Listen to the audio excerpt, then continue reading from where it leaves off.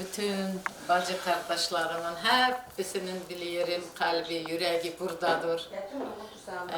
Yusuf Can'ın toyu deyip hepsi her taraftan zengi değiller. Neredeki bacı kardeşlerim, ciger akrabelerim, dayı, bibi, hala emi, oğulları, kızları, torunlarınız, yegenleriniz hepsine buradan çoktan çok selam ediyorum. Allah hepsinden razı olsun. Gülü Ukam'ın ailesinden de Allah razı olsun. Başboş diler, buraya yolladılar. Allah'ım onlara da hayırlı ömür, hayırlı rızıklar versin.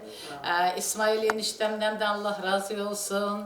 Oğullarından da razı olsun. Ana Kamile bacımı da bu yıl gene buraya, toylara yolladılar.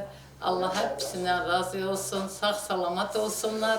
Allah'ım hep böyle hayırlı günlerde, nerelerde olursa olsun hayırlı günlerde görüşmeyi nasip etsin hepimize. Taşkent'te bir şey diyeceğiz mi?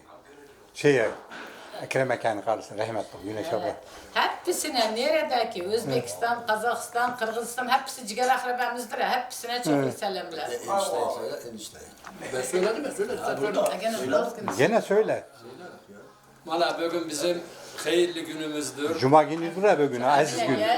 Hem cuma günü, bugün Aziz günü toy ediyor bak. oğlumuzu everiyor o. Herkesten Allah razı olsun, uzak yakından geldi. Gelemeyenlerden de Allah razı olsun. Biliyor o hepsi çok işleyirdiler.